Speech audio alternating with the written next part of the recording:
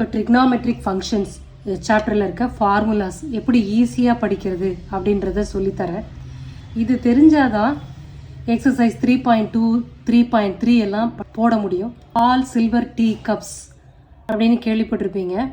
So அதை டீட்டெயிலாக நான் இப்போ சொல்லித்தரேன். ஒரு கிராஃபில் இது ஃபஸ்ட் குவாட்ரண்ட், இது செகண்டு, இது தேர்டு, இது ஃபோர்த்து குவாட்ரண்ட்டு.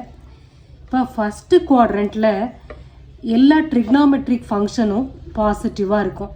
ஸோ ஆல் அப்படின்னா சைன், காஸ், tan, காட், சீக்கன், கொசீக்கன் இது எல்லாமே பாசிட்டிவாக இருக்கும். செகண்ட் குவாட்ரண்ட்டில் சில்வர், ஆல் சில்வர். இங்கே டீ கப்ஸு.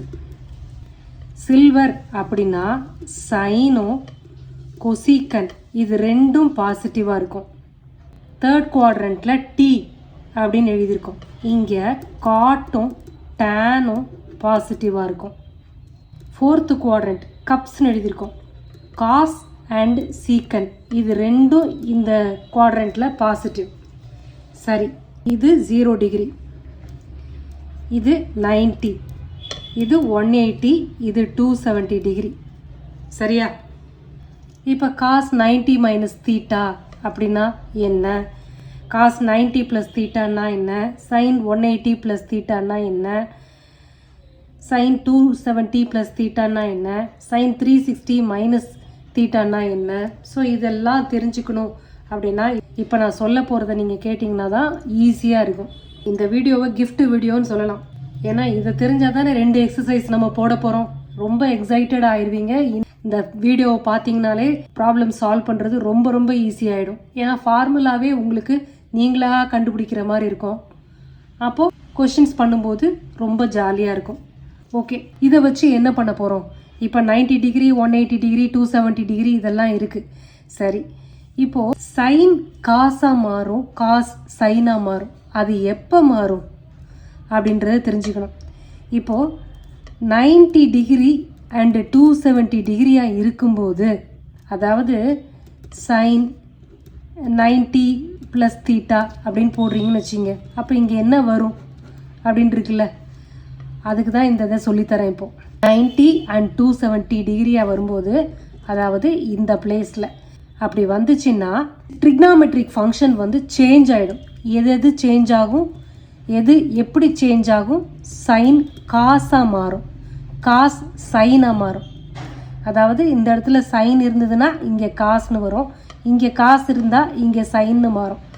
அதே மாதிரி டேன்னு இருந்தால் காட்டுன்னு மாறும், காட்டுன்னு இருந்தால் டேன்னு மாறும். சீக்கன்னு இருந்தால் கொசீக்கன்னு மாறும், கொசீக்கன்னு இருந்தால் சீக்கன்னு மாறும். ஓகேவா? இந்த சேஞ்சஸ் எப்போ நடக்கும்? இந்த 90 அண்ட் 270 டிகிரி இந்த பிளேஸில் இருந்தால் நடக்கும். ஓகேவா? சரி, இப்போ நான் சொன்னதை வச்சு இந்த இடத்துல என்ன ஃபார்முலா வரும் அப்படின்றது தெரிஞ்சுக்கலாமா? இப்போ இங்கே 90 டிகிரி இருக்குது. அப்போ இங்கே என்ன ஆகும்? சைன் தீட்டா அப்படின்றது காசுன்னு மாறும்.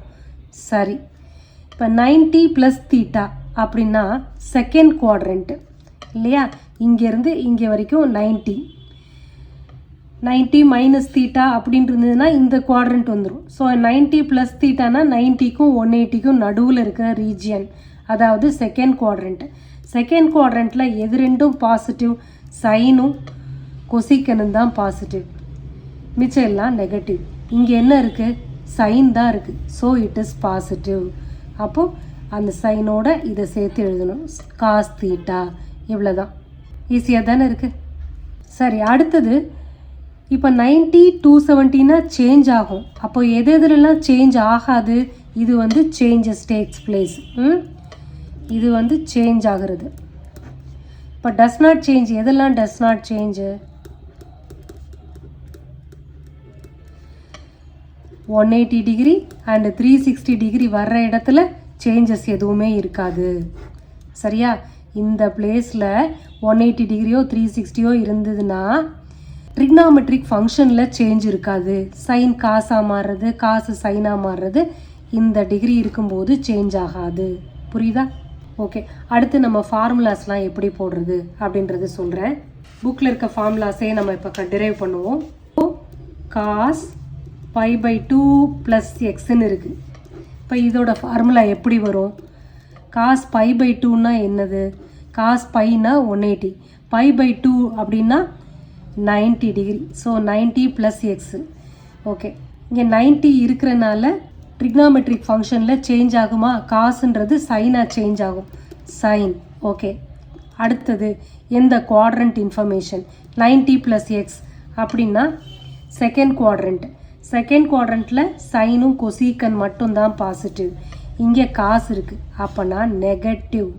Okay, minus sine x. இப்போ ஒரு ஃபார்முலா எப்படி வந்துச்சுன்னு தெரியுதா? அடுத்த ஃபார்முலா போகிறேன். Sine pi by 2 plus x equal to, சரி, இப்போ இதுவுமே என்னது? சைன் 90 ப்ளஸ் எக்ஸ்ன்னு அர்த்தம். ஸோ 90 ப்ளஸ் எக்ஸ் ஏற்கனவே நான் உங்களுக்கு பார்த்துட்டேன், அதே எழுதிடுறேன். Plus cos theta. அடுத்த formula cos pi minus x. இது என்ன? பையனா 180. ஸோ காஸ் 180 மைனஸ் எக்ஸ்ன்னு இருக்குது. இப்போ இங்கே 180 இருந்துச்சுன்னா இந்த ட்ரிக்னாமெட்ரிக் ஃபங்க்ஷனை சேஞ்ச் ஆகுமா ஆகாதா? ஆகாது. அதனால காஸ் எக்ஸ் அப்படியே எழுதிடணும். ஓகே, அப்போ இது அடுத்தது இது குவாட்ரண்ட் இன்ஃபர்மேஷனுக்கு போகணும். 180 மைனஸ் எக்ஸ்ன்னு வரும்போது செகண்ட் குவாட்ரண்ட். செகண்ட் குவாட்ரண்ட்டில் எதெல்லாம் பாசிட்டிவ்? சைன் அண்ட் கொசீக்கன் தான் பாசிட்டிவ். இங்கே காசு இருக்குது, அப்போ என்ன வரும்?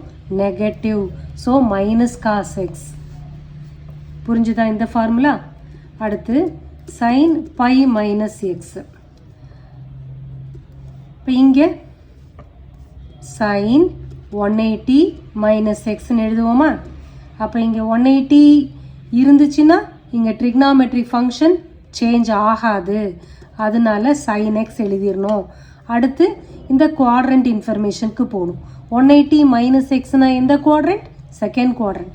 செகண்ட் குவாட்ரண்ட்டில் sine and cosecant positive.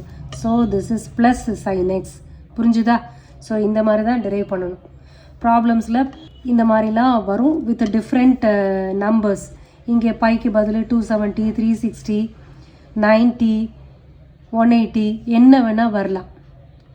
So அதுக்கேற்ற மாதிரி நம்ம இங்கே இருக்கிற நம்பரை பேஸ் பண்ணி ட்ரிக்னாமெட்ரி ஃபங்க்ஷனில் சேஞ்ச் வருமா வராதா அப்படின்றத டிசைட் பண்ணோம். அதை முதல்ல எழுதணும். அதுக்கடுத்து குவாட்ரண்ட் இன்ஃபர்மேஷனுக்கு போயிட்டு ப்ளஸ் வருமா மைனஸ் வருமா அப்படின்றத டிசைட் பண்ணணும்.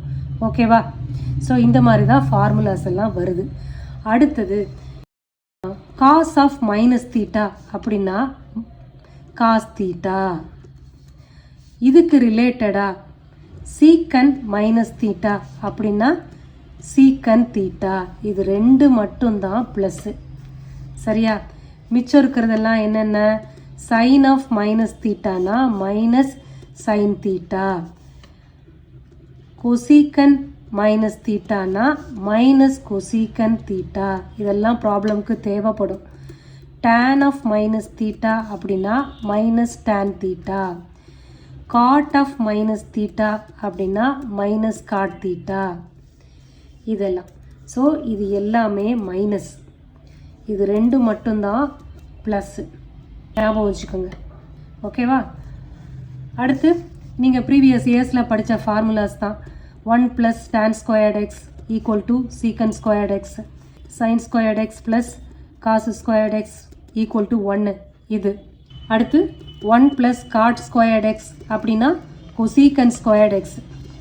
ஸோ இது நல்லா தெரிஞ்சிருக்கணும். இது தெரிஞ்சால் ப்ராப்ளம்ஸ் போடலாம். அதுக்கடுத்து இருக்கிற ஃபார்முலாஸ் எல்லாம் cos of a plus b, cos a minus b, அதெல்லாம் கொஞ்சம் எழுதி படிச்சுக்கோங்க. ஓகே, இந்த சாப்டர் ஃபார்முலாஸ் இல்லைன்னா ஒன்றும் பண்ண முடியாது. ஃபார்முலாஸை திரும்ப எழுதி பார்த்துக்குங்க. இது some simple way of learning. அவ்வளோதான். இதுக்கு அடுத்து இருக்கிற ஃபார்முலாஸ்லாம் நீங்கள் படித்து தான் ஆகணும். ஓகே, இப்போ நான் சொல்லி கொடுத்ததுக்கு உங்களுக்கு டெஃபினட்டாக புரிஞ்சிருக்கும்னு நினைக்கிறேன். இது நிஜமாக ஒரு கிஃப்டாக தான் இருக்கும் உங்களுக்கு இந்த சாப்டருக்கு. தேங்க்ஸ் ஃபார் வாட்சிங். நெக்ஸ்ட் வீடியோவில் பார்க்கலாம்.